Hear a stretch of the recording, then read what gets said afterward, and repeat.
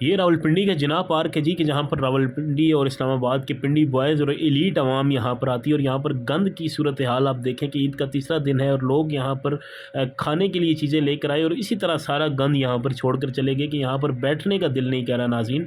हालांकि सिर्फ 10 सेकंड लगते हैं कि आप इसको उठाकर डस्टबिन में डाल सकते हैं या अपने साथ कैरी करके गंद को बाहर ले जाए, कहीं पर फेंकें।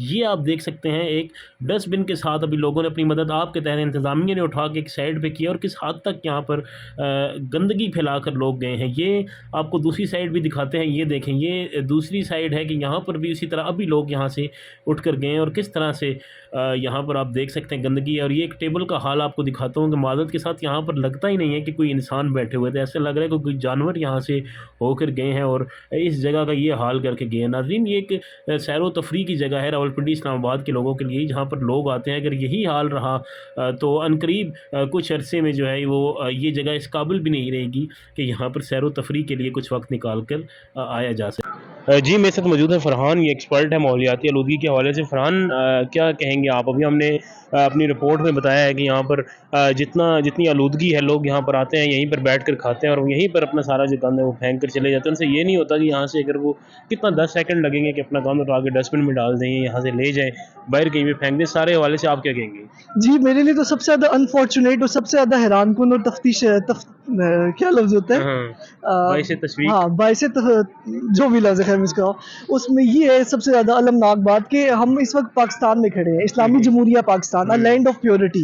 एक ऐसा मुल्क जिसके जिसके हमारे मज़हब का कॉन्सेप्ट है सफ़ाई इस्तेमाल है, हमारे मुल्क के नाम में अ लैंड ऑफ प्योरिटी। तो प्योरिटी कहाँ पे है? तो उससे ज़्यादा अनफॉर्चुनेट बात है कि आप इस वक़्त पिंडी इस्लामाबाद में खड़े हुए हैं। आपके मुल्क के वन ऑफ लिबरल सिटीज़, आपका सारा पाकिस्तान ऐसा नहीं है। आपके मुल्क की सिर्फ 5% आबादी कैपिटल शहरों में रहती है या पढ़ी लिखी बेसिकली आबादी है। जो तबका इस वक्त यहाँ पे खड़ा हुआ है, सारा तबका उसी को रिप्रेजेंट करता है, जो आपके 4, 5 या 9 या 10% में से 9% तो आपके पास सिर्फ हाउस होल्ड गाड़ी है, यानी सारा तबका आपकी एक इलीट को रिप्रेजेंट कर रहा है। जब आपकी इलीट का ये हालात है, तो आप सोचें आपके जो बैकवर्ड मुल्क है, जहाँ पे एजुकेशन का भी कोई चक्कर नहीं है, जहाँ पे लोगों के पास तालीम नहीं है, जहाँ पे लोगों को मैसेज देने वाला कोई नहीं है, वहाँ पे क्या हालात होंगे?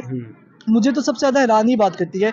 लेकिन सिर्फ़ ऐसा हो नहीं सकता कि मैं बाकी लोगों की तरह आके या अनीस आप आके हम सिर्फ़ इस पे बात करें और हम चले जाएँ। हमें उससे थोड़ा-सा हट के, तो मुझे लगता है सॉल्यूशन बिल्डिंग की तरफ जाना चाहिए। और सॉल्यूशन, मैं तो शुरू से इस बात का कायल हूँ कि डंडा सबका पीर होता है। अगर लोग आपकी बात शराफ़त से नहीं मानते, आपकी पब्लिक सर्विस मैसेजेस से नहीं मानते, लोगों से इतना नहीं होता 1 इंच दूर होके कूड़ा आप बास्केट में फेंक दो, तो आपको उनको डंडे से समझाना है। ये पार्क की इंतज़ामिया का काम है, या आपकी शहर की डिस्ट्रिक्ट इंतज़ामिया का काम है, या आपके जितने भी रिप्रेजेंटेटिव्स हैं शहर की, उनका काम है कि आप यहाँ पे गार्ड्स खड़े करें या आप यहाँ पे कैमरे लगाएं, जो भी करें। जब आप चालान को रोक सकते हैं कैमरों के ज़रिए ट्रैफिक वायलेशन को, तो आप इस चीज़ को क्यों नहीं रोक सकते? आपके लॉ में तो सब कुछ, आप लॉ पढ़ें तो आपको आपका दिल करता है यहाँ से छोड़ के चले जाएँ कि हर तरह की इतनी ज़्यादा सख्ती है। तो उस लॉ को इम्प्लीमेंट कौन कराएगा? सिर्फ़ कानून पास करना काफ़ी नहीं है, कानून पे इम्प्लीमेंट करवाना भी उतना ही ज़रूरी है। और मैं पर्सनली एजुकेशन से ज़्यादा सख्ती का कायल हूँ। तो इस बात को अगर कोई सुन रहा है तो प्लीज़ सीरियस लें और इस पे थोड़ा-सा काम करने की ज़रूरत है। बिल्कुल, बिल्कुल फ़रहान, आपने बहुत अच्छा अपना मौक़िफ़ दिया। नाज़रीन, आपने हमारी रिपोर्ट भी देखी, फ़रहान की बातें भी सुनी।